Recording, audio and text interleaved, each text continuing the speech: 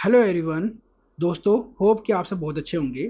दोस्तों, इस modern Indian history की सीरीज में आज हम Anglo Maratha war and then दोस्तों एंग्लो मैसूर वॉर को कंप्लीट करेंगे।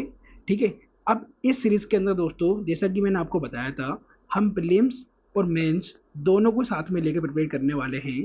ठीक है। जो भी आपके एग्जाम के लिए इम्पोर्टेंट है, चाहे वो प्रीलिम्स का हो चाहे वो मेंस का हो, मैं सब आपको प्रोवाइड कर रहा हूँ इस नोट्स के अंदर। और दोस्तों, सब कुछ मैं आपको टाइमलाइन के साथ पढ़ा रहा हूँ। ठीक है। दैट मीन्स कि आप सब कुछ स्टोरी जो है समझ सको। ठीक है, टाइमलाइन के साथ। और दोस्तों, जो भी एग्ज़ाम के लिए इम्पोर्टेंट है, चाहे वो आपका मेंस का हो चाहे वो प्रीलिम्स का हो, ये भी मैं आपको बताता जा रहा हूँ कि कैसे प्रिपेयर करना है। ठीक है। और मैं कुछ भी नहीं छोड़ रहा, जो भी इम्पोर्टेंट है आपके एग्ज़ाम के लिए सब कंप्लीट कर रहा हूँ इसके अंदर। ठीक है दोस्तों। अब एक बात और दोस्तों, देखो, इस सीरीज के अंदर मैं जो है ना, पूरी जो ये वॉर की कहानी है, ये पूरी डिटेल में डिस्कस नहीं करने वाला। ठीक है। क्या आउटकम था वॉर का, ठीक है, क्या बैकग्राउंड था, हिस्टोरिकल बैकग्राउंड, ये मैं डिस्कस करूंगा आपसे। ठीक है। अब वॉर के दिन क्या हुआ, कितने घोड़े थे, कितने हाथी थे, ठीक है, कौन ज़्यादा भारी था, किसके पास ज़्यादा सेना थी, ये सब मैं डिस्कस नहीं करने वाला, क्योंकि ये एग्ज़ाम के रिलेवेंट में नहीं है। ठीक है। जो एग्ज़ाम के पॉइंट ऑफ व्यू के हिसाब से जो चीज़ रिलेवेंट है, वो मैं डिस्कस करने वाला हूँ। और वो आपको पता है दोस्तों कि भैया वॉर का आउटकम, ठीक है, क्या सिग्निफिकेंस थी, ठीक है, क्या आउटकम था और क्या बैकग्राउंड था, ठीक है, वॉर क्यों स्टार्ट हुई। ठीक है। ये सारे जो हैं आपके एग्जाम के लिए इंपॉर्टेंट हो जाते हैं पॉइंट। और दोस्तों, टाइमलाइन के साथ जो भी इंपॉर्टेंट इंपॉर्टेंट ट्रीटी है, ये सब डिस्कस कर रहा हूँ मैं। ठीक है। जो भी इवेंट है वो सब मैं डिस्कस कर रहा हूँ। अब मैं ये डिस्कस नहीं करने वाला आपके साथ कि भैया कितने हाथी घोड़े थे, ठीक है, ये सब काम के नहीं है चीज़ें। ठीक है। जो काम की नहीं है, मैं बिल्कुल भी डिस्कस नहीं करने वाला आपसे। ठीक है। क्योंकि मुझे आपका समय बचाना है, मुझे आपको प्रिपेयर करना है प्रीलिम्स और मेंस के लिए, ताकि आप पूरी तरीके से तैयार हो जाओ, ठीक है, अपने एग्ज़ाम के लिए। तो दोस्तों, जैसा कि आपको पता है कि इस सीरीज़ के अंदर हम सारे चैप्टर्स कंप्लीट कर रहे हैं स्पेक्ट्रम की, ठीक है, जो राजीव अहिर जी ने लिखी है। और इसके अंदर दोस्तों मैं सारे पीवाईक्यू भी डिस्कस कर रहा हूँ इसी स्लाइड्स के अंदर ना, इंक्लूड कर लेता हूँ मैं जो भी पीवाईक्यू आए हुए हैं ना, जितने भी प्रीलिम्स के क्वेश्चन हैं, ठीक है, जो यूपीएससी ने पूछे हैं, वो मैं स्लाइड्स के अंदर ही डिस्कस कर देता हूँ। उन्हीं के अंदर मैं ऐड करता हूँ उन्हीं पॉइंट्स को। ठीक है दोस्तों। और दोस्तों देखो, जो न्यू है, ठीक है, चैनल पर, वो हमारे पॉलिटी सीरीज जो इजी ट्रिक्स टू रिमेंबर की सीरीज है, इसको फॉलो करके पूरी लक्ष्मीकांत याद कर सकते हैं। ठीक है दोस्तों। चलो, अब एक बात और दोस्तों, हाँ, अब हमारा टेलीग्राम चैनल से ना ये सारी पीडीएफ डाउनलोड कर सकते हो, जो भी मैं आपको पढ़ा रहा हूँ, यहाँ से आपको सारे कंटेंट का पीडीएफ मिल जाएगा, जहाँ से आप सब कुछ रिवाइज कर पाओगे। ठीक है दोस्तों। तो जाकर टेलीग्राम चैनल को ज्वाइन कर लो और पीडीएफ डाउनलोड करके यहीं से रिवाइज करना। ठीक है दोस्तों। दोस्तों, इस स्लाइड पर आने से पहले ना, मैं आपको पहले पेशवा के बारे में पढ़ा जाता हूँ। ठीक है। ये पेशवा होते कौन थे? तो दोस्तों, सिंपल भाषा में ये समझो कि ये प्राइम मिनिस्टर होते थे, ठीक है, मराठा किंग के। ठीक है। प्राइम मिनिस्टर समझ में आ रहा है आपको? ये एक तरीके के होते थे, लीडर होते हैं। ठीक है। अभी के एग्जाम्पल के हिसाब से अगर आप समझो, तो काउंसिल ऑफ मिनिस्टर होते हैं, उसके ऊपर कौन होता है इनका हेड? तो वो होता है पीएम। तो एक तरीके से ये हेड थे किसके? भैया जितने मराठा किंग थे ना, उनके हेड थे ये कौन? पेशवा। ठीक है। तो इनको छत्रपति बोलते थे। ठीक है। तो ये कब से स्टार्ट हुआ? तो ये 18th सेंचुरी से स्टार्ट हो गया था पेशवाशिप। ठीक है। अब एक बात और देखो, आफ्टर साहूवन, अभी साहूवन कौन थे? ये ग्रैंड सन थे किसके? शिवाजी के। और उन्होंने पूरी पावर किसको दी दी थी? ये थे बालाजी विश्वनाथ को। अभी फैमिली ट्री समझाऊंगा मैं अभी। ठीक है। ये पेशवा की फैमिली ट्री समझाऊंगा, फिर समझ में आ जाएगा ये बालाजी विश्वनाथ कौन थे। ठीक है। तो ये पेशवा जो है ना, ये अपने पुणे को कैपिटल को बना लेते हैं। ठीक है। मतलब पुणे को अपना कैपिटल बना लेते हैं, और यहाँ से आपका जो है पेशवाशिप स्टार्ट हो जाता है। ठीक है दोस्तों। तो मराठा का जो है ना एक्सपेंशन यहाँ से स्टार्ट हो जाएगा, जब से पेशवा से जो सिस्टम स्टार्ट होता है। तो देखो, मैंने यहाँ पर निमोनिक बना रखा है पेशवा फैमिली ट्री को समझने के लिए, याद करने के लिए। ठीक है। तो इसको आप पढ़ सकते हो, याद कर सकते हो। बाकी अभी जो मैं आपको स्टोरी समझाने वाला हूँ, यहाँ से भी आपको याद हो जाएगा। तो देखो, बालाजी विश्वनाथ पे आ जाओ। मैंने आपको बताया था कि भैया पूरी पावर जो है, जो शिवाजी के ग्रैंडसन होते हैं, वो किसको देते हैं? बालाजी विश्वनाथ को देते हैं। तो ये बालाजी विश्वनाथ को पूरी पावर मिल जाती है। ठीक है। 1713 में, 1713 के अंदर। अब देखो, ये टाइम पीरियड याद करो, 1707 में मुगल एम्पायर कमजोर होने लगा है, वीक होने लगा है। रीजन क्या है? भैया औरंगजेब की डेथ हो जाती है। ठीक है। तो जो उनका स्ट्रॉन्गेस्ट जो रूलर था औरंगजेब, लास्ट वो भी, ठीक है, लास्ट स्ट्रॉन्गेस्ट बोल रहा हूँ मैं। ठीक है। तो उनकी उसकी होती है डेथ। उसके बाद तो इनके यहाँ भाई नोबल के बीच में ही लड़ाई होने लगती है। ठीक है। राइवलरी स्टार्ट हो जाती है। तो मुगल एम्पायर यहाँ से डिक्लाइन करने लगता है 1707 में। तो अब यहाँ से जो है ना, जैसे मुगल एम्पायर डिक्लाइन करता है, उसका एक रीज़न ये भी है कि भैया मराठा एम्पायर जो है ना ये राइज करने लगता है। इसका एक रीज़न ये भी है कि मराठाओं का राइज की वजह से मुगल एम्पायर और ज़्यादा डिक्लाइन हो गया, ठीक है। और मराठा जो एम्पायर है वो पूरे इंडिया में रूल करने लगा फिर, ठीक है। तो बालाजी विश्वनाथ 1713 के अंदर पेशवा बनते हैं, फर्स्ट ऑफिशियल पेशवा बनते हैं अंडर शाहू वन, ठीक है। अब इनका रूल चला था 1720 तक, और यही फाउंडेशन करते हैं किसकी, पेशवा रूल की, ठीक है। अब देखो इनकी ना हेल्प करी थी सैयद ब्रदर्स ने। अभी सैयद ब्रदर्स कौन है, तो मुगलों के टाइम पे ना आप पढ़ोगे इनके बारे में, ठीक है। जो सैयद ब्रदर्स थे ये किंग मेकर्स बोला जाता है इनको, ठीक है, किंग मेकर्स बोला जाता है। और आप ये मेडिवल हिस्ट्री में पढ़ोगे, ठीक है। बहुत सारे जने आपको ये मॉडर्न हिस्ट्री में पढ़ाए थे, बाकी आपके स्पेक्ट्रम की बुक में भी है, ठीक है, कि कैसे कैसे ये किंग मेकर बने थे, ठीक है, ये सारी कहानी वगैरह। अगर आपको समझना होगा तो मैं उसके लिए नेक्स्ट टाइम समझा दूंगा आपको, ठीक है। तो सैयद ब्रदर्स जो है ना हेल्प करते हैं इसकी बालाजी विश्वनाथ की, ठीक है। तो पेशवा सिस्टम यहाँ से स्टार्ट हो गया। फिर सेकंड ये होते हैं सन किसके, भैया बालाजी विश्वनाथ की, कौन, बाजीराव वन, ठीक है। तो ये 1720 में पेशवा बनते हैं। अब देखो दोस्तों, ये थे एम्पायर बिल्डर किसके, मराठा एम्पायर के, किसे, ये थे फेमस वॉरियर स्टेट्समैन। क्यों, कभी इन्होंने वॉर नहीं हारी, ठीक है, never lost a battle, expanded Maratha power to Delhi, Delhi तक इन्होंने मराठा एम्पायर को इन्होंने एक्सपेंड कर दिया, किसने, बाजीराव वन ने, ठीक है। अब देखो, अब इनका सन आ गया, किनका सन, बाजीराव वन का, कौन, बालाजी बाजीराव, ठीक है, इनको नाना साहब भी बोलते हैं, ठीक है। तो ये एम्पायर एट इट्स पीक, ठीक है, क्यों, भैया ये जो है ना मजबूत बना चुके हैं, ठीक है, एम्पायर को, मराठा एम्पायर को मजबूत बना के जा चुके हैं। अब इनके नीचे जो भी आएगा भैया तो वो पीक पे होगा ही होगा, ठीक है। तो एम्पायर जो है अपने पीक पर है। लेकिन होता क्या है, 1761 में थर्ड बैटल ऑफ पानीपत होता है जिसके अंदर मराठा हार जाते हैं, और इनके ना माना जाता है कि 1 लाख सोल्जर्स जो है ना इस वॉर के अंदर मारे गए थे, ठीक है, शहीद हुए थे। तो यहाँ से एम्पायर जो है ना डिक्लाइन करने लगता है, ठीक है, किस मराठा एम्पायर डिक्लाइन करने लगता है, ठीक है। कोई मराठा एम्पायर यहाँ पर कमजोर हो जाता है थर्ड बैटल ऑफ पानीपत के अंदर, ठीक है। तो जो सन होते हैं माधवराव वन, ठीक है, और इनके ब्रदर कौन, रघुराज नाव जो है फॉलो करते हैं यहाँ से। दैट मीन्स जब बालाजी बाजी राउत की यहाँ पर डेथ होती है, ठीक है, कि ये वॉर के अंदर नहीं जाते, ठीक है, लेकिन इनकी डेथ हो जाती है। क्यों, जब थर्ड बैटल ऑफ पानीपत में जब हार होती है ना, तो सन को सदमा लग के इनकी डेथ हो जाती है नाना साहब की। तो इनके नीचे जो होते हैं इनका भाई माधवराव वन, ठीक है, ये पेशवा शिप को संभालते हैं, ठीक है, पेशवा बनते हैं। और ये होते हैं इनके अंकल, क्योंकि ब्रदर हैं किसके, बल्लजी बाजीराव के, ठीक है। तो रघुनाथ राव जो हैं इनके चाचा हो गए किसके, माधवराव वन के, ठीक है। और ये 17 साल का बंदा है, ठीक है, 17 साल का गबरू जवान है, कौन, माधवराव वन, ठीक है। तो ये बन जाते पेशवा। तो माधवराव वन जो है पेशवा बन जाते हैं, सन होते हैं नाना साहब के, ठीक है। तो ये रिकवर करते हैं पूरी जो है एम्पायर जो भी हारा था ना पानीपत के टाइम पे, तो ये रिकवर कर लेते हैं एम्पायर को, ठीक है, अपने पीरियड में, ठीक है। तो ये रिकवर करते हैं, और ये मोस्ट कॉम्पिटेंट पैसा मानते हैं, ठीक है, बोला जाता है इनको। उसका रीज़न क्या है कि भैया देखो थर्ड बैटल ऑफ पानीपत में इतना लॉस होने के बाद भी इन्होंने एम्पायर को रिकवर कर लिया, ठीक है, अपने एम्पायर को फिर से पीक पे लेके आ गए, ठीक है। तो इसलिए इनको बोला जाता है मोस्ट कॉम्पिटेंट पेशवा, ठीक है। अब इनकी डेथ हो जाती है 27 ईयर्स की में, ठीक है, माधवराव वन की, ठीक है। ध्यान रखना माधवराव वन के बारे में। अब एक बात और ध्यान रखना कि माधवराव जब वन पेशवा थे तो इनके अंकल, ठीक है, साथ में इनका हेल्प कर रहे थे, ठीक है, एम्पायर को बिल्ड करने में, रिकवर करने में। इसके बाद नारायण राव बनते हैं पेशवा, ये होते हैं यंगर ब्रदर, ठीक है, यंगर ब्रदर किसके, माधवराव वन के, ठीक है। तो ये होते हैं यंगर ब्रदर। तो नारायण राव बनते हैं, और ये जो है ना देखो ये मैंने बताया था ना, ये अंकल, ये रघुनाथ राव वाले, ये अंकल जो हैं डेथ कर देते हैं, ठीक है, किसकी, नारायण राव की। उसका रीज़न क्या था, कहते भैया माधव राव जब बना 17 साल का, ठीक है, 17 साल का जब ये पेशवा बना था तब मैंने इसकी हेल्प करी थी, ठीक है, पेशवा बनने में, ठीक है, और पेशवा शिप को आगे चलाने में, एम्पायर को रीबिल्ड करने में। लेकिन फिर अब इसके भाई को बना दिया जा रहा है पेशवा, मुझे क्यों नहीं बनाया जा रहा, मैं तो भी मैं भी संभाल सकता हूँ, मैं भी इतना बुढ़ा नहीं हुआ, ठीक है, मैं भी संभाल सकता हूँ पेशवा शिप, मैं भी संभाल सकता हूँ एम्पायर को। तो ये चीज़ इनको जो है बुरी लगती है, मतलब बात, ठीक है। और ये कर देते हैं भैया नारायण राव की हत्या, ठीक है, मर्डर कर देते हैं, ठीक है, अपनी वाइफ की हेल्पलेस से।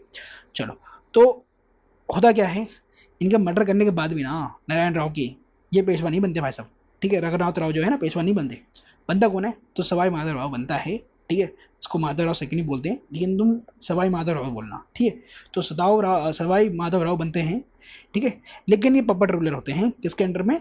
नाना फडणवीस के। अभी नाना फडणवीस कौन होते हैं मैं अभी आपको समझाऊंगा अभी, ठीक है, डोंट वरी, ठीक है। तो नाना फडणवीस जो है ना 12 भाई काउंसिल बनाते हैं, ठीक है, मराठा चीफ्स का, ठीक है। तो ये एक तरीके से पेशवाशिप को ना कंट्रोल कर रहे होते हैं, ठीक है। किसका नाम होता है? नाम होता है सवाई माधवराव का, लेकिन कंट्रोल नाना फडणवीस करते हैं, पूरे एम्पायर को कंट्रोल नाना फडणवीस करते हैं, ठीक है। और ये 12 भाई काउंसिल भी बनाते हैं। तो यहाँ से स्टार्ट होता है एरा ऑफ मराठा कन्फेडरेसी का, ठीक है। अभी मराठा कन्फेडरेसी क्या होती है मैं अभी आपको समझाऊंगा दोस्तों, ठीक है। तो इसके बाद जो बनते हैं भैया पेशवा, वो बनते हैं बाजीराव सेकंड, ये होता है सन ऑफ रघुनाथ राव, ठीक है। तो अब बनते हैं किसके भैया?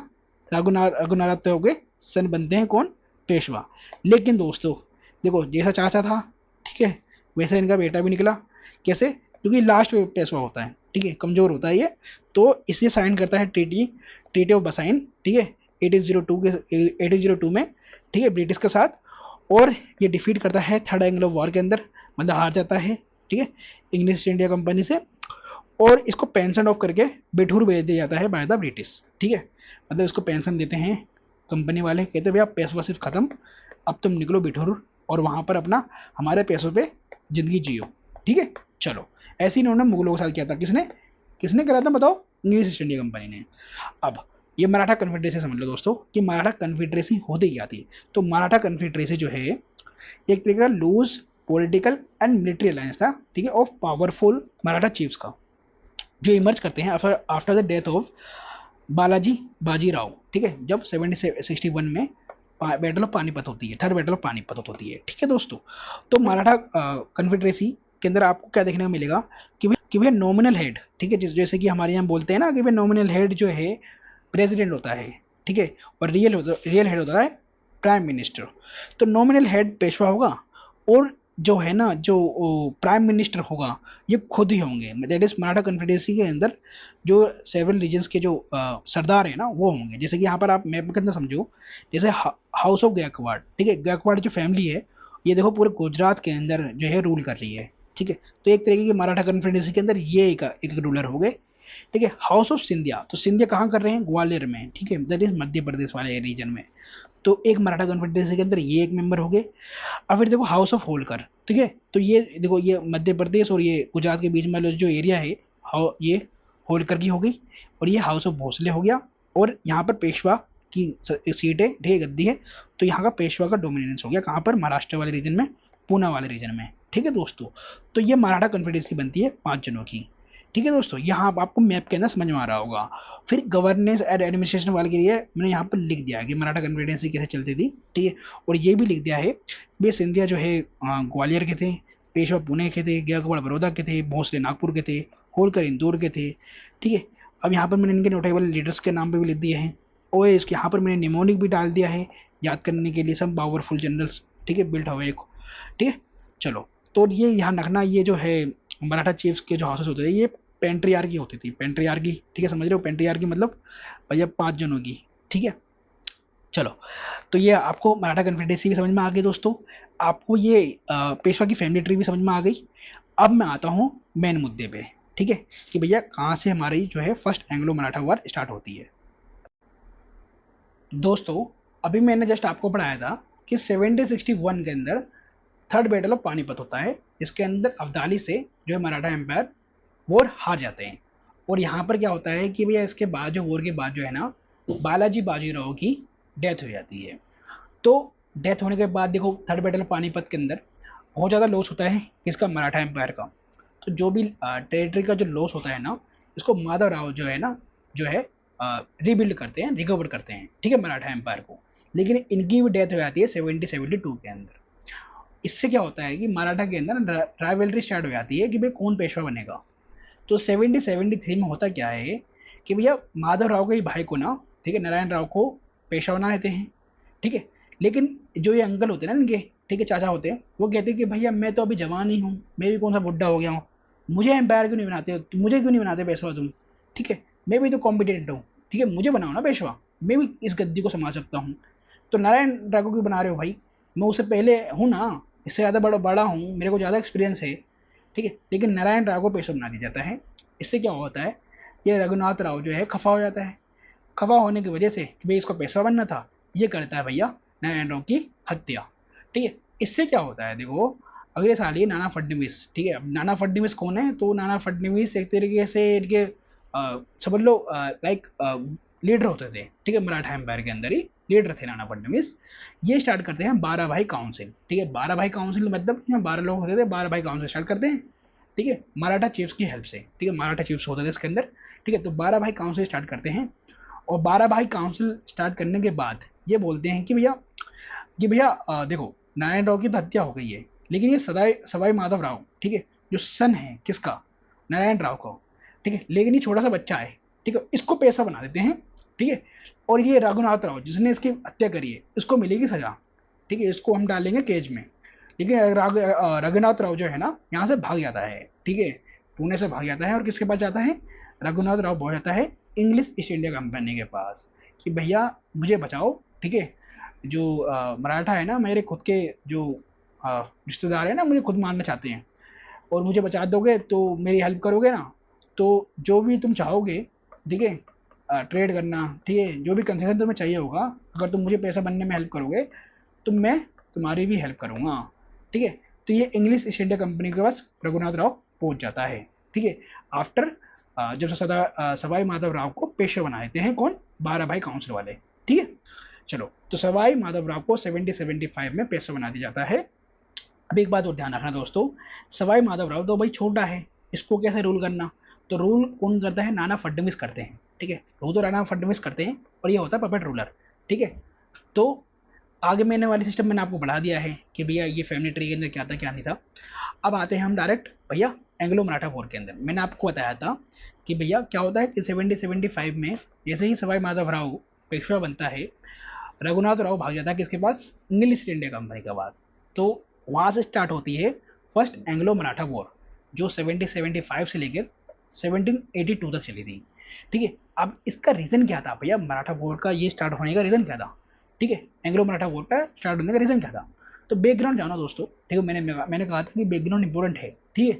तो एक सेशन इशू था, भैया पेशवा कौन बनेगा, तो रघुनाथ राव वर्सेस सवाई माधव राव के बीच में लड़ाई होती है। ये सवाई माधव राव तो भैया नाम का है, ठीक है, मेन तो रूल कौन कर रहा है भैया, नाना फडणवीस कर रहे हैं ना, मेन रूल तो नाना फडणवीस कर रहे हैं, 12 भाई काउंसिल वाले कर रहे हैं, ठीक है। लेकिन रघुनाथ राव और सवाई माधव राव का नाम आएगा ना, तो नाम का यूज करेंगे हम कि भैया पेशवाशिप का इशू था, ठीक है, जिसकी वजह से first Anglo Maratha war start होती है। तो दोस्तों 1775 में ट्रीटी ऑफ सूरत होती है। अभी ट्रीटी ऑफ सूरत जो है ना, रघुनाथ राव और इंग्लिश ईस्ट इंडिया कंपनी के बीच में हो रही है, ठीक है। अब ये रघुनाथ राव ये पैसा बनना चाहता है, ठीक है, और अपनी जान ही बचाना चाहता है, ठीक है। किससे भैया, जो 12 भाई काउंसिल है ना, उनसे ये अपनी जान बचाना चाहता है। तो क्या करेगा, ये जा रहा हाथ में लाने के लिए इंग्लिश इंडिया कंपनी के साथ, कह रहा है हम ट्रीटी करते हैं एक, इस ट्रीटी के अंदर क्या होगा, तुम मेरी हेल्प करोगे, फिर मैं तुम्हारी हेल्प करूंगा जब मैं पैसा बन जाऊंगा, ठीक है जी। तो इंग्लिश ईस्ट इंडिया कंपनी वाले सोचते हैं कि ठीक है भैया, इंटरफेरेंस करने का मौका तो बहुत अच्छा मिल गया हमें, ठीक है, इससे तो भैया मराठा एम्पायर कमजोर होने वाला है अब, ठीक है। तो इनको तो भैया इंग्लिश इंडिया कंपनी वालों को तो मजे आने वाले हैं। तो वही बॉम्बे वाले जो काउंसिल वाले बंदे होते हैं ना, ये कर लेते हैं ट्रीटी ऑफ सूरत साइन, ठीक है, किससे, रघुनाथ राव से। और ये करते हैं 2500 सोल्जर्स जो है ना, ब्रिटिश सोल्जर्स, रघुनाथ राव को हेल्प के लिए दे देते हैं उनको। और इसके अंदर क्या कहता है भैया बॉम्बे वाले काउंसिल वाले कि भैया तुम इस ट्रीटी के अंदर सेलेसेट और बसाइन हमें दे दोगे, इंग्लिश ईस्ट इंडिया कंपनी को, ठीक है, सेलेसेट और बसाइन।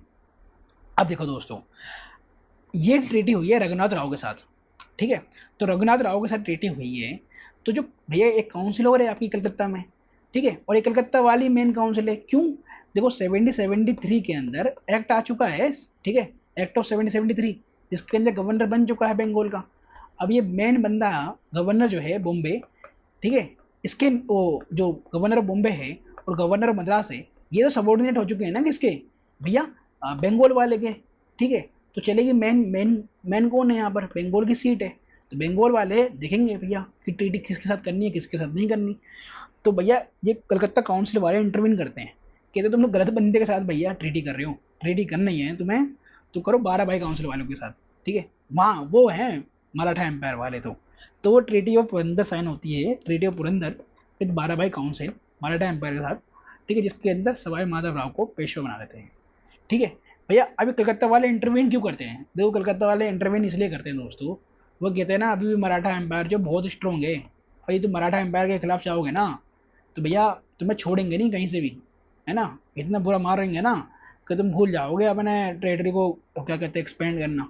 तो मैं इस तरीके से समझा रहा हूँ आपको, ठीक है। तो इसलिए कलकत्ता वाले इंटरवीन करते हैं और ट्रीटी साइन कर लेते हैं 12 भाई काउंसिल के साथ, जिसमें सवाई माधवराव को पेशवा जो है वो मान लेते हैं।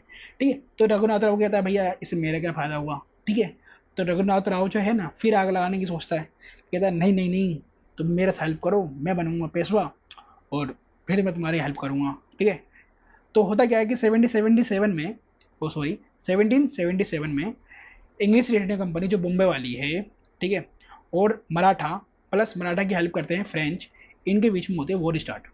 ठीक है, लड़ाई करना स्टार्ट कर देते हैं। अब इसके पीछे क्या रीज़न है ये मत जानो दोस्तों, क्यों भैया, मैंने बोला है कि जो आपके एग्ज़ाम के लिए रिलेवेंट है, इम्पोर्टेंट है, उसे जानो। फालतू कहानी तो आपको याद भी रहने वाली है दोस्तों। आप पीएचडी नहीं कर रहे हिस्ट्री के अंदर, पीएचडी कर रहे होते तो जानते हैं कि भैया इस दिन क्या हुआ, अगले दिन क्या हुआ, उसके अगले दिन क्या हुआ। ठीक है, तब जानने में आपको फ़ायदा भी था। ठीक है, अभी आपको कोई फ़ायदा नहीं है। ठीक है, तो जो ट्रीटी इंपॉर्टेंट है, जो इवेंट्स इंपॉर्टेंट है, वो आपके एग्जाम के लिए इंपॉर्टेंट है दोस्तों, तो वो पढ़ो ना आप। तो इंग्लिश ईस्ट इंडिया कंपनी जो बॉम्बे वाले थे और मराठा की हेल्प कौन करता है, फ्रेंच, इनके बीच में हो जाती है वॉर स्टार्ट। सो दोस्तों वॉर स्टार्ट होने के बाद मराठा और कंपनी के बीच में मराठा वाले जो हैं ज़्यादा टेरिटरीज एक्वायर्ड कर लेते हैं, ठीक है, विन कर लेते हैं। तो जिसकी वजह से बंगाल जो है मराठा वालों के पास आ जाता है, ठीक है ना, कुछ टेरिटरी बंगाल की मराठा वालों के पास आ जाती है। तो ट्रीटी ऑफ वाडेगांव होती है, ठीक है, कि भैया एक काम करते हैं, कॉम्प्रोमाइज़ कर लेते हैं, आओ, ठीक है, मध्यस्थता कर लेते हैं। तो कंपनी और मराठा वाले साथ बैठते हैं और ट्रीटी ऑफ वाडेगांव करते हैं, इसके अंदर बंगाल वापस कर लेते हैं इंग्लिश ईस्ट इंडिया कंपनी को। ठीक है दोस्तों, अब देखो इसके बाद ना फर्स्ट एंग्लो मराठा वॉर के अंदर जो आपको मेन ट्रीटी देखने को मिलेगी वो है ट्रीटी ऑफ सालबाई, ठीक है, जो होती है आपकी 1782 के अंदर। ठीक है, मैंने यहाँ पर माइंड मैप करके भी दिखा रखा है की इवेंट्स को। ठीक है, तो यहाँ से भी आप देखते रहना। ठीक है, तो ट्रीटी ऑफ सालबाई के टाइम पे आपको देखने को मिलेगा कि भैया बंगाल के अंदर जो गवर्नर है वो है वॉरेन हेस्टिंग। ठीक है, 1782 का टाइम है, तो वॉरेन हेस्टिंग गवर्नर बन चुका है।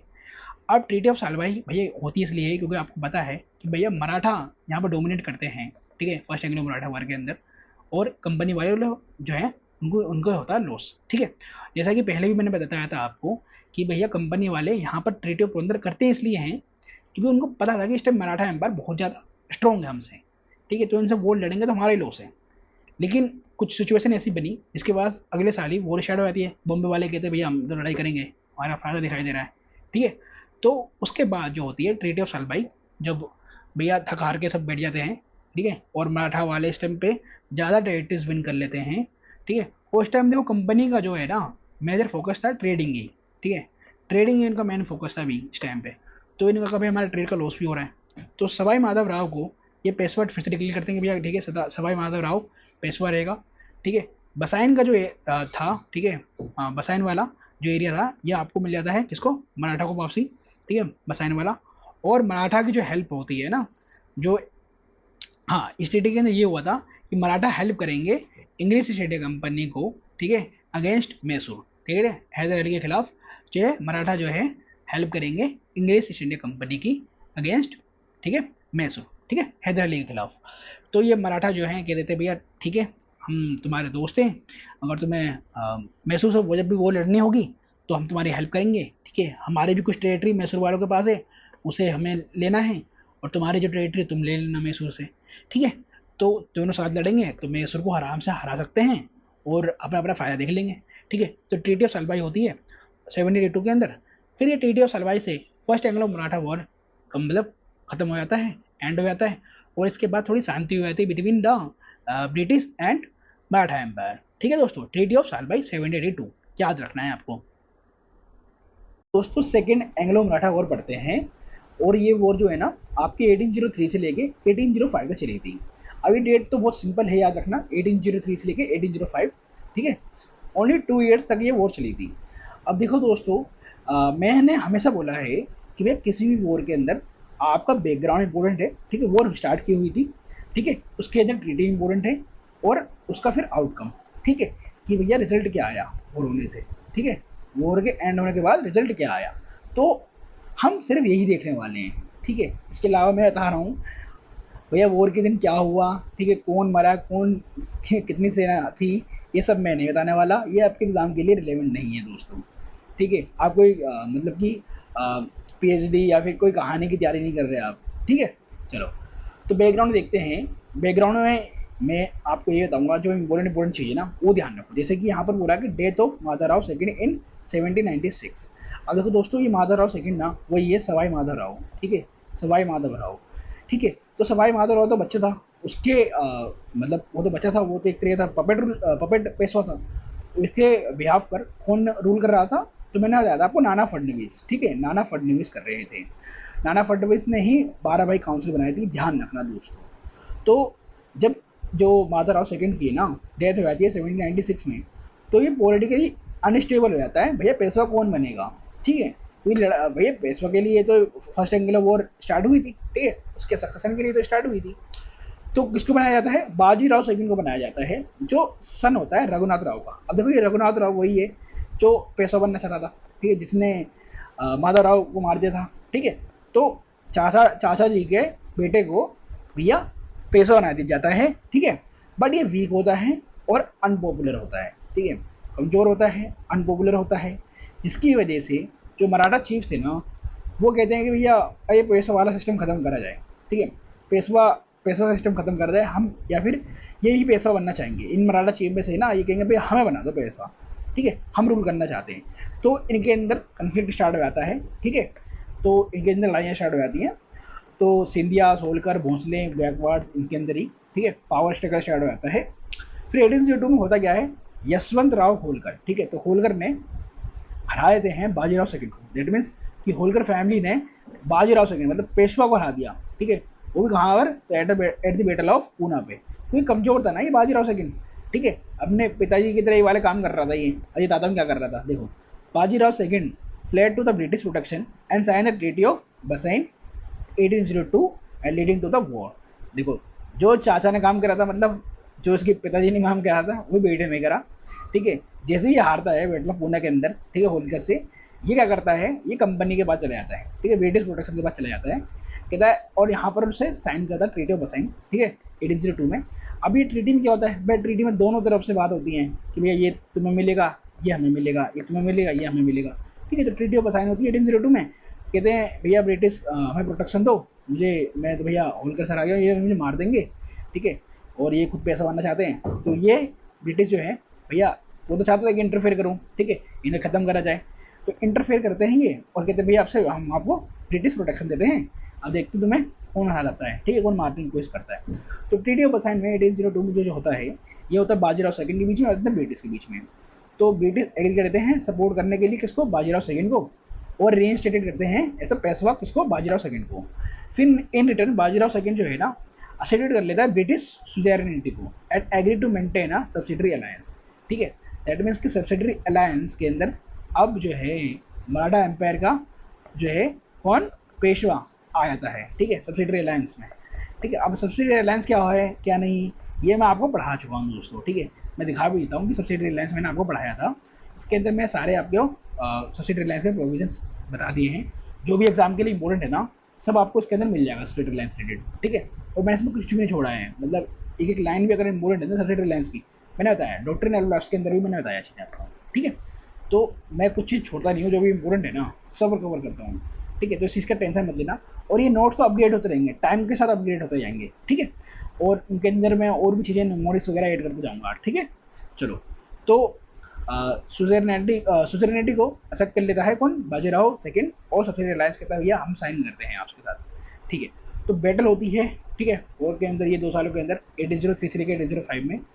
तो जो मराठा चीफ होते हैं सिंधिया, भोसले जो है अपोज करते हैं ट्रीटी ऑफ बसाइन को और फाइट लड़ते हैं अगेंस्ट द ब्रिटिश।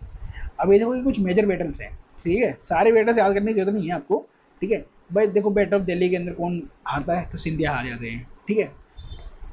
और ये असाई के अंदर कौन हारता है, फिर ये मराठा जो है, मराठा की हार होती है, आर्थर वेलेस्ली हरा देता है, ठीक है। अब ये सारी बैटल जो है ना इतना याद करने की जरूरत नहीं है, बस देखो कि बैटल ऑफ दिल्ली हुई थी, साई होती, लसवारी हुई थी, अरागन होती और ग्वालियर होती है 1804 में, जिसमें फाइनल डिफीट होती है सिंधियाज की। अब देखो स्टार्टिंग में देखो क्या हुआ था कि होलकर यूनिवर्सिटी जो है ना न्यूट्रल रहे थे, ठीक है, होलकर लड़ाई नहीं करना चाह रहे थे ना ब्रिटिश से ना ही पेशवा से, ठीक है। तो लेकिन वो बाद में लड़ाई करते हैं, 1805 में लड़ाई करते हैं होलकर। वो ये देखते हैं कि भैया ये तो मराठा एम्पायर को खत्म करते जा रहे हैं, ठीक है, आगे जाके मुझे भी खत्म कर देंगे। तो ये लड़ाई करते हैं 1804 में 5 में। लेकिन ब्रिटिश जो है सक्सेसफुली डिफीट कर देते हैं मराठास को और कंट्रोल कर लेते हैं की टेरिटरीज को। अब देखो दोस्तों रिजल्ट क्या आता है वॉर का। तो रिजल्ट आता है आपका ट्रीटीज से, ठीक है। अब ट्रीटीज होती हैं, अब देखो इन तीनों ट्रीटीज में ना आपको ट्रीटी ऑफ राजपुर घाट याद रखना है, ठीक है, 1805 में होता है, जिसमें होलकर जो है एक्सेप्ट कर लेते हैं ब्रिटिश डोमिनेंस को। अब ट्रीटी ऑफ दियागाउन में जो 1803 में होती है, इसमें भोसले ऑफ नाग को जो है सरेंडर कर देते हैं ब्रिटिश को। और ट्रीटी ऑफ सुरजी और अंजनगांव में सिंधिया सरेंडर कर देते हैं ब्रिटिश से, ठीक है, और ब्रिटिश की सुजर्निटी को एक्सेप्ट कर लेते हैं। अब देखो इफेक्ट्स क्या हुआ वॉर के। भैया ब्रिटिश बिकम हो जाता है, मतलब डोमिनेट रहता है पावर को इन इंडिया के अंदर, और मराठा जो है लॉस कर जाते हैं अपनी सिग्निफिकेंट टेरिटरीज को, इंक्लूडिंग दिल्ली और पार्ट ऑफ सेंट्रल इंडिया, ठीक है। बाजीराव सेकंड जो है वो बन जाता है पपेट रूलर, ठीक है, अंडर द ब्रिटिश कंट्रोल, ठीक है। और यहाँ पर क्या होता है, मराठा का जो इंडिपेंडेंस है ना वो खत्म, क्योंकि सब्सिडी अलायंस साइन कर चुके हैं ये। सब्सिडी अलायंस के अंदर आपको मैंने बता दिया है क्या सिस्टम है भैया। यहाँ पर ब्रिटिश ट्रूप होंगे इनके यहाँ पर, और उसकी पेमेंट भी कौन करेगा, मतलब मराठा ही करेंगे, ठीक है। और एक रेजिडेंट होगा किसका, ब्रिटिश का, ब्रिटिश कंपनी का, और वो पल पल की खबरें पहुंचाता रहेगा कंपनी के अंदर, ठीक है। चलो, तो paving the way of third Anglo Maratha war 1817 to 1818, ठीक है। और देखो थर्ड एंग्लो मराठा वॉर तो बस एक ही साल चलती है, ठीक है, इतने कमजोर हो जाते हैं मराठा एम्पायर, ठीक है। तो थर्ड एंग्लो मराठा वॉर होती है हमारे 1817 में, ठीक है। चलो, अब आते हैं हम थर्ड एंग्लो मराठा वॉर के अंदर। तो ये आपका एक ही साल चला वॉर, ठीक है। सेकंड वाला तो 2 ही साल चला, सेकंड 2 ही साल, और थर्ड एक ही साल, ठीक है। तो ऐसे करके याद रखना थोड़ा। और थर्ड एंग्लो मराठा वॉर के अंदर मैं आपको बता दूं दोस्तों, फिर से आपको बैकग्राउंड प्रोसेस याद रखने हैं, ठीक है। और यहाँ पर तो मैंने निमोनिक भी ऐड कर दिया है, पैनिक, कि पैनिक के वजह से जो है वो स्टार्ट होती है थर्ड एंग्लो मराठा वॉर। तो देखो अब यहाँ पर क्या हुआ, जो रघुनाथ राव को बेटा था, हेड इज पपेट रूलर जो बन जाता है बाजीराव सेकंड, ये देखता है कि भैया मेरे से तो भैया सारी पावर ही छीन ली इन्होंने, ठीक है, सबसे अलायंस में कुछ कर ही नहीं सकता। तो ये रिजाइनमेंट करता है। रिजाइनमेंट मतलब ये खिलाफ हुआ था किसके, ट्रीटी ऑफ बसाइन के 1802 हुआ है, जो ब्रिटिश के साथ किया थी इसने, ठीक है, साइन, कि भैया हमें ब्रिटिश की सुजरेनिटी को अपनाते हैं, ठीक है, और जो ब्रिटिश चाहेंगे हम उस हिसाब से काम करेंगे, ठीक है। तो ये जो है उसके खिलाफ आ जाता है पेशवा बाजीराव सेकंड। तो एम्बिशन आता है इसका कि भैया हम मराठा सुप्रीमेसी को दोबारा लेके आएंगे वापस, और न्यू ब्रिटिश पॉलिसी जैसे ही लाइक सब्सिडी रिलायंस इन एक्सेशन, इसके खिलाफ होते हैं ये, ठीक है। ये तो मैंने आपको समझा दिया। इससे क्या होता है, जो देखो एक रीजन ये भी था कि इंसल्ट हो रही थी मराठा प्राइड की, ठीक है, पेशवा की जो है ना रिड्यूस स्टेटस हो जाती है, और conflict with British allies like Gaekwad of Baroda, ठीक है। तो पेशवा की एक चीज और हो रहा था, ये पेशवा था बाजीराव सेकंड, है ना, ये गायकवाड़ जो बड़ौदा थे इनकी बात ही नहीं मानते थे, ठीक है। तो हुआ क्या, इससे हो रहा था कन्फ्लिक्ट स्टार्ट, ठीक है, ब्रिटिश अलाइज से, ठीक है। तो होता क्या है भैया, फिर बैटल होती है, ठीक है भैया, ये सारे रीजन है, उसकी वजह से क्या होता है, बैटल होता है। बैटल है आपको याद करने का पीएचबी, ठीक है। तो पुणे में एक वो बैटल होती है बाजीराव सेकंड की, जिसमें वो हार जाता है किससे, जनरल एलिफस्टोन से, मतलब ब्रिटिश से हार जाता है, ठीक है। होलकर डिफीट कर देते हैं, ठीक है, मतलब होलकर जो है defeated at Mahidpur by sir Thomas Hislop और पिंडारिस। देखो पिंडारिस का भी इशू था थर्ड एंग्लो वॉर के अंदर। लाइक पिंडारिस होते क्या थे, ये एक तरीके से मतलब लूटने वाला काम करते थे, ठीक है, गाँव गाँव में जाके लूटने का काम करते थे पिंडारिस, ठीक है। तो पिंडारिस बहुत ज़्यादा बढ़ गई थी, इनका इन्फ्लुएंस बहुत ज़्यादा बढ़ गया था। तो इसे कंपनी जो है सुप्रेस करना चाहती थी पिंडारिस को। अब पिंडारिस को सपोर्ट कौन कर रहे थे, यही मराठा वाले कर रहे थे। तो पिंडारिस को जो है ना सुप्रेस करते हैं सेंट्रल इंडिया के अंदर, कौन कौन करता है, लॉर्ड हेस्टिंग करता है, वॉरेन हेस्टिंग। अब आपको पता है, देखो दोस्तों, ये टाइम आपका चल रहा है कि 1817 वाला, ठीक है। तो इस टाइम पे वॉरेन हेस्टिंग जो है कौन होता है, कमांडर होता है। तो ये जो है सुप्रेस करता है उसको, पिंडारिस को। चलो, अब रिजल्ट क्या आता है, ट्रीटी क्या आती है, तो मराठा कन्फेडरेसी डिसोल्व हो जाती है, ठीक है। पेशवा बाजीराव सेंटर कर देता है और इसको पेंशन ऑफ करके, ठीक है, इसको पैसा देकर कि भैया हम तुम्हें पेंशन दिया करेंगे, तुम बिठूर में जाकर बैठो। अब तुम कहाँ, पुणे में जाकर नहीं बैठोगे, पूना में कोई बैटल नहीं तुम्हारी, ठीक है। अब आराम से तुम अपनी लाइफ जियो, पेंशन के ऊपर जाओ। और मराठा टेरिटरीज जो है एनेक्स कर लेते हैं ब्रिटिश, ठीक है। और इससे क्या होता है, एंड हो जाता है मराठा एम्पायर का, थर्ड मराठा वॉर के अंदर, थर्ड एंग्लो मराठा वॉर के अंदर, और पेशवा टाइटल जो है एबोलिश हो जाती है। ठीक है दोस्तों, तो ये सारे आपके इंपॉर्टेंट चीज़ें थी एग्जाम के लिए जो आपको हमेशा याद रखनी है। देखो मैंने बहुत ज़्यादा समरी में और इम्पोर्टेंट चीज़ों को ही मैंने डिस्कस किया है, बाकी चीज़ें आपके एग्जाम के लिए इम्पोर्टेंट नहीं है दोस्तों, तो मैं क्यों पढ़ाऊँ आपको फालतू में। ठीक है, आपके प्रीलिम्स और मेंस दोनों के लिए ही जो भी इम्पोर्टेंट थी चीज़ें मैंने आपको यहाँ पर डिटेल में प्रोवाइड कर दी है। ठीक है, और मुझे ऐसा लगेगा कि यहाँ पे कुछ चीज़ें छूट गई हैं, ठीक है, और आप मुझे बताओगे तो मैं वो फर्दर ऐड कर दूंगा नोट्स के अंदर ही। ठीक है, अब एक बात और दोस्तों, देखो सरदेश मुखी क्या होती है, ठीक है, और क्या कहते हैं तुम्हारा चोट क्या होती है, चोट, ठीक है, ये टैक्स से देते थे मराठा एम्पायर, ये मैं बता देता हूँ। देखो चोट होती थी कि 1/4, ठीक है, 1/4 ऑफ रेवेन्यू तो हमें मराठा एम्पायर लेते थे बाकियों से। सरदेश मुखी क्या होती है, सरदेश मुखी तो मतलब तुम हमारे मुखिया को एक सरदेश मुखी दोगे, ऊपर से एक एडवांस पैसा दोगे। अगर जो देखो जो चौथ पे कर देते थे मराठा को, ठीक है, उससे ये होता था कि भैया मराठा एम्पायर उसकी टेरिटरी में कभी आक्रमण नहीं करेंगे, कब्जा नहीं करेंगे। ठीक है, जो चौथ पे कर देगा, ठीक है, दैट मीन्स मराठा का प्रोटेक्शन में आ जाएगा। दैट मीन्स कि मराठा वाले उसको कभी वॉर नहीं करेंगे उसके एरिया में। ठीक है, मतलब उससे लड़ाई नहीं करेंगे और उसको प्रोटेक्शन देंगे, खुद से देंगे। ठीक है, लेकिन जो स्वदेश मुखी भी देता है ना, जो स्वदेश मुखी देगा उसमें ये मराठा एम्पायर कहते थे, भैया मराठा वाले कहते थे कि तुम हम बाहर वाले से भी बचाएंगे। ठीक है, बाहर वाले भी आक्रमण करेंगे ना तो हम तुम्हें बचाएंगे। तो थर्ड एंग्लो मराठा जो थर्ड पानीपत वॉर होती है, थर्ड बैटल ऑफ पानीपत, वो होती इसलिए है कि भैया वो जो दिल्ली का जो मुगल एम्पायर था ना, ठीक है, दिल्ली में जो बेटा मुगल एम्पायर था वो सरदेश मुखी भी पे कर रहा था। ठीक है, मतलब चौधरी पे करता था और सरदेश मुखी भी पे करता था। तो उससे क्या हुआ था, जब अब्दाली आता है अफगानिस्तान से, ठीक है, मुगल एम्पायर में आक्रमण करने के लिए, तो भैया ये मराठा वालों ने क्या कहा था, भैया तुम हमें सरदेश मुखी भी पे कर रहे हो और चौधरी पे कर रहे हो, दैट मीन्स तुम हम बाहर वालों से ही बचाएंगे। ठीक है, तो बाहर वाला कौन हो गया था उसके लिए, वो हो गया था अब्दाली। तो अब्दाली हो गया था बाहर वाला, तो अब्दाली से बचाने के लिए मराठा एम्पायर जो है ना पुणे से निकल जाती है, पुणे से आर्मी निकल जाती है दिल्ली, और फिर आगे यहाँ पर होती है हमारी थर्ड बैटल ऑफ पानीपत। ठीक है, तो सरदेश मुखी और चौथ वाला सिस्टम आप जान गए ना दोस्त। देखो जो इम्पोर्टेंट था मैं आपको समझाता जा रहा हूँ, बताता जा रहा हूँ। ठीक है, चलो अब आते हैं हम अपने एंग्लो मैसूर वॉर्स के अंदर। एंग्लो मैसूर वॉर्स, अब देखो दोस्तों ये वॉर जो है आपका 1767 में स्टार्ट होता है और 1799 तक चलता है। ठीक है, तो इसमें 4 वॉर्स होते हैं, ठीक है, 4 मेजर वॉर्स होते हैं। ठीक है, 4 एंग्लो वॉर्स होते हैं, first Anglo Mysore war, second Anglo Mysore war, और थर्ड एंग्लो मैसूर वॉर, और फिर फोर्थ एंग्लो मैसूर वॉर। अब देखो थोड़ा समरी समझ लो यहीं भाई।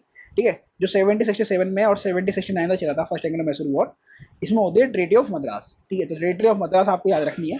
सेकेंड एंग्लो मैसूर वॉर में आपको ट्रीटी ऑफ मैंगलोर याद रखनी है। थर्ड एंग्लो मैसूर वॉर में आपको ट्रीटी ऑफ सेरिंगपट्टनम याद रखनी है। और ध्यान रखना दोस्तों, सेरिंगपट्टनम क्या है, कैपिटल है किसकी, मैसूर स्टेट की। ठीक है, अब देखो फोर्थ एंग्लो मैसूर वॉर जो है जिससे मैसूर ये जो अपना हैदर अली और टिप्पू सुल्तान का जो है रूल ही खत्म हो जाता है 1799 में, वो थी फोर्थ एंग्लो मैसूर वॉर, जिसमें टिप्पू सुल्तान जो है मारा जाता है और मैसूर को एनेक्स कर लेते हैं कौन, ब्रिटिशर्स। ठीक है, कंपनी। ठीक है, तो first Anglo Mysore war start हुई आपकी 1767 में और ये 69 तक चली। ठीक है, अब इसका रीजन क्या था भैया, बैकग्राउंड क्या था, रीजन क्या था कि भैया वॉर स्टार्ट हुई थी, तो ब्रिटिश जो है एक्सपेंशन करना चाहती थी साउथ इंडिया में। ठीक है, तो उनको डर था मैसूर एम्पायर से। ठीक है, मैसूर स्टेट से बहुत ज़्यादा डर था उनको, क्योंकि वो देख रहे थे कि भाई मैसूर वाले ना बहुत स्ट्रॉन्ग है, और मैसूर वाले जो है ना, जो है ट्रेनिंग जो है ना यूरोपियन स्टाइल में ले रहे हैं, अपने जो आर्मी की ट्रेनिंग जो है ना यूरोपियन बेस्ड है इनकी। ठीक है, और किसकी हेल्प से ले रहे थे, ये फ्रेंच की हेल्प से। ठीक है, तो फ्रेंच की हेल्प से ये फ्रेंच वाले इनको ट्रेन करने के लिए अपने कमांडर्स भेजते थे इनकी टेरिटरीज के अंदर, और खुद भी वॉर लड़ते थे मैसूर वालों के साथ। ठीक है, तो मैसूर से इनको बहुत डर लगा। ठीक है, किसको, कंपनी वालों को। ठीक है, कि ये साउथ इंडिया में का चैलेंज देगा तो कोई दे सकता है, कौन, वो है मैसूर स्टेट। तो भैया मैसूर वालों को कमजोर करना पड़ेगा। तो मैसूर को कमजोर करने के लिए जो ब्रिटिश करते थे क्या है, आपको पता था कि भैया मैंने आपको बताया था कि जो ब्रिटिश है ना, ये कंपनी वाले अलाई बना लेते हैं किसको, मराठास को और निजाम ऑफ हैदराबाद को। ठीक है, और कहते हैं भैया हम ना मैसूर के खिलाफ एक साथ लड़ेंगे। ठीक है, एक साथ लड़ेंगे, दैट मीन्स कि आप हमारी हेल्प करोगे ना तो आपका ही फायदा होगा। निजाम ऑफ हैदराबाद आप अपनी थोड़ी टेरिटरी ले लेना, ठीक है, बॉन्ड्री शेयर होती है, और आपकी भी बॉन्ड्री शेयर होती है मैसूर से, तो आप भी थोड़ी टेरिटरी जीत कर लेना, है ना, एक्वायर कर लेना, हम भी थोड़ी कर लेंगे, हमारा भी है मद्रास के अंदर कुछ। ठीक है, तो मैसूर जो है अटैक कर देता है, ठीक है, मद्रास को। ठीक है, तो मैं ये ध्यान रखना दोस्तों, ब्रिटिश को ना मद्रास साउथ के अंदर बहुत प्यारा था। ठीक है। तो मद्रास को ही खोना चाहते ही नहीं थे बिल्कुल भी, तो मैसूर अटैक करता है मद्रास को। जब उनको दिखता है कि हाँ भाई ये जो है ना ये हमारे खिलाफ अलायंस बनाए रहे हैं, तो मैसूर ही अटैक करता है किस पे, मद्रास पे। तो इवेंट्स क्या होते हैं, जो हैदर अली की जो फोर्स होती है ना वो ब्रिटिश को ना कई बार हराते हैं, कई बार, ठीक है, मल्टीपल टाइम्स हराते हैं स्टार्टिंग में, ठीक है। 1769 में क्या होता है, हैदर अली जो है ना मद्रास गेट तक पहुंच जाता है, ठीक है, मद्रासी गेट तक जहां पर ब्रिटिश कंपनी का जो है फोर्ट्स थे, कंपनीज थी, वहां तक पहुंच जाता है। तो इससे क्या होता है, जो ब्रिटिश है ना नेगोशिएशन पे आ जाते हैं, ठीक है। तो रिजल्ट क्या होता है, ट्रीटी ऑफ मद्रास होती है 1769 में। इसमें क्या होता है कि म्यूचुअल रेस्टिट्यूशन ऑफ टेरिटरीज होती है, ठीक है। अब ये रेस्टिट्यूशन का मतलब क्या है, both sides return captured lands, ठीक है। जो भी कैप्चर्ड लैंड किया था दोनों ने वो एक दूसरे को वापस कर देते हैं, ठीक है। ब्रिटिश जो है प्रॉमिस करते हैं military assistance to Mysore in case of an attack. अब एक बात ध्यान ना, इस लाइन को ध्यान रखना, यहाँ पर फर्स्ट एंग्लो मैसूर वॉर के अंदर ब्रिटिश क्या करते हैं, प्रॉमिस करते हैं कि भैया हम आपको मिलिट्री असिस्टेंस देंगे अगर आपके खिलाफ किसी ने भी वॉर करी, ठीक है, अगर आपके खिलाफ किसी ने भी अटैक करा तो हम आपको मिलिट्री असिस्टेंस प्रोवाइड करेंगे। तो सिग्निफिकेंस क्या था इसका, फर्स्ट एंग्लो मैसूर वॉर का, तो जो ब्रिटिश जो है ना हार जाते हैं, ठीक है, इनके भैया मैसूर वालों को हराने के चक्कर में, ठीक है, खुद हार जाते हैं, फेल हो जाते हैं। और इससे दिखता है कि भैया हैदर अली जो है ना, हैदर अली की जो मिलिट्री स्ट्रेंथ है बहुत ज़्यादा स्ट्रॉन्ग है, ठीक है, ब्रिटिश से भी ज़्यादा, ठीक है दोस्तों। अब एक चीज़ और है दोस्तों, देखो मैप के हिसाब से पढ़ोगे तो और भी चीज़ें याद रहेंगी। देखो यहाँ पे है निजाम ऑफ टेरिटरीज, ठीक है, निजाम की मतलब हैदराबाद वाली टेरिटरीज, यहाँ पेशवा की टेरिटरीज है, ब्रिटिश मराठा की, और ये मैसूर स्टेट है दोस्तों। और इधर देखो नीचे यहाँ पर त्रावणकोर है, और ये आपको पता है कौन क्या है, कर्नाटक है ये, ठीक है, यहाँ पर, ठीक है। और ये देखो ये नर्दन सरकार ये करा, ठीक है। चलो तो ये मैप के अंदर ध्यान रखना। देखो 1767 से लेकर 69 तक तो एंग्लो ये था एंग्लो मैसूर वॉर के अंदर टेरिटरीज का हाल, ठीक है। अब देखो जब सेकंड होती है, ठीक है, 1790 में, तो आप देखोगे यहाँ पर कि भैया ये ब्रिटिश ये एक्वायर कर लेते हैं ये वाली टेरिटरी, ठीक है, मराठा ये वाली कर लेते हैं, निज़ाम ये कर लेता है, ठीक है। तो ऐसे ही करके ये मैसूर स्टेट जो है ना श्रिंक करने लगेगा, ठीक है दोस्तों। चलो तो सेकंड एंग्लो मैसूर वॉर पे आते हैं, जो आपका 1780 से लेके 84 तक चला, ठीक है, 4 साल तक चला। अब रीजन क्या थे, बैकग्राउंड क्या था, ठीक है, सेकंड एंग्लो मैसूर स्टार्ट होने से ब्रिटिश जो है ना हेल्प नहीं करते मैसूर की, ठीक है, मराठा वाले अटैक कर देते हैं, ठीक है, क्या कहते हैं आपका मैसूर स्टेट के ऊपर, लेकिन ब्रिटिश जो है हेल्प करने नहीं आते मैसूर का, ठीक है। इससे क्या होता है कि ये जो आपने ट्रीटी ऑफ मद्रास करी थी ना उसकी ट्रीटी खुद ही उन्होंने तोड़ दी, ठीक है। अब देखो इंडियन वाले ट्रीटी तोड़ते नहीं थे, लेकिन ये अंग्रेज खुद की बनाई हुई ट्रीटी तोड़ देते थे, ठीक है। ट्रीटी ऑफ मद्रास में था कि भैया ब्रिटिश जो है हेल्प करेंगे मैसूर स्टेट की इन case of any attack by any जो है रूलर, ठीक है, या एनी पावर, ठीक है, इन इंडिया, ठीक है। तो मैसूर जो है जो अलाई होता है, ठीक है, फ्रेंच के साथ, ठीक है, वो was the Britain rival in Europe. आपको पता है दोस्तों भैया कर्नाटिक वॉर के अंदर फ्रेंच वालों को हराते हैं ब्रिटेन, ठीक है, ब्रिटिश हराते हैं, प्लस यूरोपियन के अंदर अगर वो इनके मेजर राइवल पावर था यूरोप के अंदर तो वो फ्रेंच था, ठीक है। तो फ्रेंच के साथ ये अलाई बना लेते हैं कौन, मैसूर वाले, ठीक है। तो इसलिए ब्रिटिश वाले इनकी हेल्प नहीं करते। तो ब्रिटिश जो है कैप्चर कर लेते हैं माहे को, ठीक है, माहे इनकी टेरिटरी है, उसको कैप्चर कर लेते हैं कौन, ब्रिटिश। तो किस तो जो ये क्या होती है माहे, तो माहे क्या होती है, फ्रेंच कंट्रोल पोर्ट होता है इन मैसूर टेरिटरी के अंदर, ठीक है। तो मैसूर टेरिटरी के अंदर माहे पे जो है फ्रेंच कंट्रोल पोर्ट होता है, ठीक है। तो इससे क्या होता है, ये सारे रीजन बन जाते हैं second Anglo Mysore war start होने के। तो इवेंट क्या होता है उसके बाद, हैदर अली एंड टिप्पू सुल्तान जो है ना ब्रिटिशर्स को हराते हैं कर्नाटक में एंड तमिलनाडु में। हैदर अली जो है ना मर जाते हैं 1782 के अंदर, लेकिन जो उनका बेटा होता है टिप्पू सुल्तान वो कंटिन्यू करता है वॉर को। और क्या होता है लास्ट में भैया, वॉर जो है एंडेड होता है इन अ स्टेलमेट में। स्टेलमेट मतलब आप बोल नहीं सकते कि कौन जीता कौन हारा, ठीक है। तो ट्रीटी होती है ट्रीटी ऑफ मंगलोर जो होती है आपकी 1784 में, जिससे सेकंड एंग्लो मैसूर वॉर जो है खत्म हो जाता है, रुक जाता है, ठीक है। तो बोथ साइड जो है रिटर्न कर देते हैं अपनी कैप्चर टेरिटरी को जो फर्स्ट में हुआ था, और ब्रिटिश जो है स्टॉप करते हैं interfering in the Mysore affairs. अब देखो यहाँ पर क्या बात करी गई है कि अब ये ब्रिटिश वाले जो है ना ये इंटरफेयर नहीं करेंगे मैसूर स्टेट के अफेयर्स के अंदर, ठीक है, लेकिन बाद में ये करते हैं फिर से, ठीक है। तो सिग्निफिकेंस क्या था, टिप्पू सुल्तान जो है इमर्ज होता है सब पावरफुल लीडर। फर्स्ट वाले में बाप होता है, सेकंड वाले में बेटा हो जाता है पावरफुल लीडर, ठीक है, इमर्ज करके। चलो अब थर्ड वाले पे आते हैं दोस्तों। अब दोस्तों थर्ड एंग्लो मैसूर वॉर पढ़ते हैं, ठीक है, जो आपका 1790 में स्टार्ट होता है, फिर ये भी 2 साल चलता है 1792 तक। अब रीजन क्या था भैया वॉर स्टार्ट होने के बैकग्राउंड क्या था, जो टिप्पू सुल्तान है ना ये अटैक करता है त्रावणकोर स्टेट के ऊपर, ठीक है, क्योंकि त्रावणकोर जो है ना अलाय होता है ब्रिटिश का, ठीक है। अब ये त्रावणकोर कहाँ पर है मैं दिखा देता हूँ, ये है देखो, ये त्रावणकोर है और ये मैसूर है, तो इनके बीच में टेरिटरीज है ना, ये त्रावणकोर की, और ये त्रावणकोर ना अलाय हैं किसके, ये ब्रिटिश का है, ठीक है, मद्रास की, ठीक है, तो मद्रास किसके पास है इस समय, ब्रिटिश के पास है, ठीक है। तो अलाय हैं किसके भैया, ब्रिटिश के, कौन, त्रावणकोर, और त्रावणकोर जो वो वाले हैं ये हेल्प करते हैं ब्रिटिश की, ठीक है। तो टिप्पू सुल्तान जो है ना इनके ऊपर अटैक करता है त्रावणकोर के ऊपर, और इससे होता क्या है दोस्तों, जो ब्रिटिश थे ना, ठीक है, ये मराठा और निजाम ऑफ हैदराबाद को दोनों को फिर साथ लेकर आते हैं, है ना, और वॉर डिक्लेयर करते हैं मैसूर के ऊपर।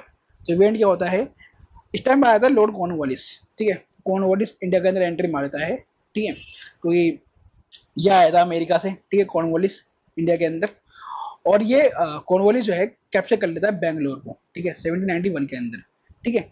तो टिप्पू जो है बहुत ही ब्रेवली से फाइट करता है, ठीक है, बट इसको सरेंडर करना पड़ जाता है, ठीक है, टिप्पू को इस बार, क्योंकि मराठा और निजाम वाले दोनों साथ में आ जाते हैं, ठीक है। फिर इस टाइम पे ब्रिटिश भी बहुत ज़्यादा स्ट्रॉन्ग हो चुका है, ठीक है, अमेरिका से वापस आ गए कॉर्नवालिस, और ये वहाँ पर एक मिलिट्री कमांडर भी था, तो इसको बहुत अच्छा एक्सपीरियंस होता है अमेरिका का, ठीक है, तो इसने अमेरिकन में वॉर लड़ी होती है।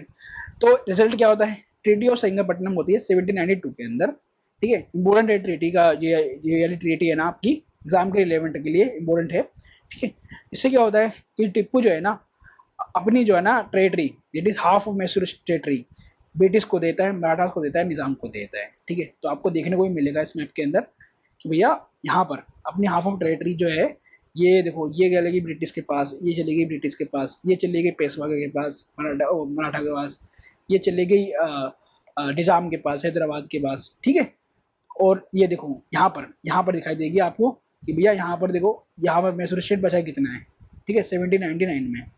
चलो, तो यहाँ पर क्या हुआ कि अपनी हाफ ऑफ टेरिटरी देनी पड़ गई भैया ब्रिटिश को, मराठास को, निजाम को, ठीक है, टिप्पू को अपनी, और इसको ना वॉर इंडेमिनिटी भी पे करनी पड़ गई, ठीक है, 3.3 करोड़ की, ठीक है, तो 3.5 करोड़ रुपये तो वॉर इंडेमिनिटी पे करी इन्होंने। और टिप्पू के जो ना दो बेटे थे, ठीक है, 2 सन थे, इनको एज अ हॉस्टेज ब्रिटिश रख लेते हैं, ठीक है, क्योंकि सारी पेमेंट नहीं कर पाता है टिप्पू, तो क्या कहता है भाई जब तक तुम सारी पेमेंट नहीं कर देते, अब मैं तुम्हारे दोनों बेटे जो है ना हमारे कब्जे में रहेंगे, और मैं ये देखता रहूंगा तुम फ्रेंच वालों के साथ जो है ना ये अलाय वलाय बना कर ना अपनी मिलिट्री को स्ट्रॉन्ग ना कर लो, ठीक है, फिर हमारे पे लड़ाई वड़ाई स्टार्ट ना कर दो, इसलिए हम अपने, हाँ, तो आपके दोनों भी लड़कों को ले जा रहे हैं साथ में। तो सिग्निफिकेंस क्या था, जो मैसूर पावर जो है ना वीक हो जाता है, और ब्रिटिश जो है ना कंट्रोल करने लगते हैं साउथ इंडिया के ऊपर। तो देखो फर्स्ट दो एंग्लो मैसूर वॉर के अंदर तो भैया ये टिप्पू और क्या कहते हैं हैदर अली जो है स्ट्रॉन्ग रूलर बन के आते हैं, ठीक है, लेकिन थर्ड वाले में थोड़े वीक हो जाते हैं। रीजन क्या था भैया, यहाँ देखो मराठा, हैदराबाद और फिर ब्रिटिश भी बहुत ज़्यादा स्ट्रॉन्ग हो गए थे, और इन्होंने क्या कहते हैं बिल्कुल ही मैसूर को चारों तरफ से घेर लिया था, फिर त्रावणकोर भी इधर की तरफ से आ गया था, तो यहाँ पर इसको मतलब सरेंडर करना पड़ जाता है, ठीक है, टिप्पू को। फिर देखो दोस्तों फोर्थ एंग्लो मैसूर वॉर होती है 1799 में। अब रीजन क्या था, जो है ना टिप्पू जो है ना अभी भी जो है कंटिन्यू रखता है, रेसिस्ट करता है ब्रिटिश कंट्रोल को, ठीक है, रेसिस्ट करता है ब्रिटिश कंट्रोल को अभी भी, क्योंकि कोई फ्रेंच वाले इसकी हेल्प कर रहे हैं, he sought help from French and the Ottomans against the British, ठीक है, दोनों उसको साथ लेकर आता है कि भैया नहीं तुम मेरे साथ दो, हम जो है ना ब्रिटिश को हराएंगे यहाँ पर, ठीक है। तो British under the Lord Wellesley, अब ध्यान रखना यहाँ पर वेलेस्ली आ चुका है, ठीक है, लॉर्ड वेलेस्ली आ चुका है इंडिया के अंदर, तो ये करता है डिसाइड कि भैया हम टिप्पू को एलिमिनेट करेंगे, ये टिप्पू हमारा सिर का दर्द बन गया है, कभी फ्रेंच वालों के साथ जाता है, कभी ऑटोमन के साथ जा रहा है, तो लॉर्ड वेलेस्ली कहता है भैया इसको एलिमिनेट करना बहुत जरूरी है, ठीक है। तो इवेंट्स क्या होते हैं इसके बाद कि भैया ब्रिटिश जो है, ब्रिटिश फोर्सेज जो है along with Marathas, Nizam attack करते हैं मैसूर को, ठीक है, तो मराठा निजाम सब मिलकर जो है अटैक करते हैं कहते हैं मैसूर स्टेट पर। तो ब्रिटिश जो है ना सेरिंगपट्टनम तक पहुंच जाती है, ब्रिटिश की जो आर्मी है वो स्टॉर्म कर देती है सेरिंगपट्टनम में, और सेरिंगपट्टनम क्या होती है टिप्पू की कैपिटल होती है, मैसूर स्टेट की कैपिटल है। तो टिप्पू जो है यहाँ पर मारा जाता है डिफेंडिंग हिज फोर्ट, ठीक है, अपने फोर्ट को ये डिफेंड कर रहा होता तो वहीं पे मारा जाता है। रिजल्ट क्या होता है, फॉल ऑफ मैसूर, ठीक है, मैसूर स्टेट जो था, ठीक है, हैदर अली के कंट्रोल, जो हैदर अली से स्टार्ट हुआ था उसका हो जाता है फॉल, ठीक है, खत्म, और मैसूर को एनेक्स कर लेते हैं ब्रिटिशर्स, और जो इससे पहले वोडिया डायनेस्टी थी ना मैसूर के अंदर उसको ये रिस्टोर कर देते हैं, कौन, ब्रिटिशर्स, ठीक है, तो वोडिया डायनेस्टी को ये रिस्टोर कर देते हैं, ठीक है, और उसके अंदर पपेट रूलर बिठाए थे अपना अंडर द ब्रिटिश कंट्रोल। ठीक है, British establish direct rule over Mysore. ठीक है, अब डायरेक्ट रूल स्टार्ट हो गया किसके ऊपर, मैसूर के ऊपर। कौन, जब ब्रिटिश करने लगते हैं भैया, देखो रूलर तो उन्होंने इंडियन को बिठाया, ठीक है, वोडा डायनेस्टी को, लेकिन वो पपेट था किसका, ब्रिटिश का। ठीक है, तो नाम किसी और है, काम किसी और का, वही। ठीक है, कि भैया इंडियंस को लगेगा कि भैया इंडियन रूलर ही है, ठीक है, तो वो खफा भी नहीं होंगे। लेकिन भैया जो भी रूल कर रहा है ना मैसूर के ऊपर, ठीक है, जो भी करना चाह रहा है वो कौन करना चाह रहा है, तो भैया जो कंपनी चाहेगी, जो ब्रिटिश चाहेंगे वो हो रहा है।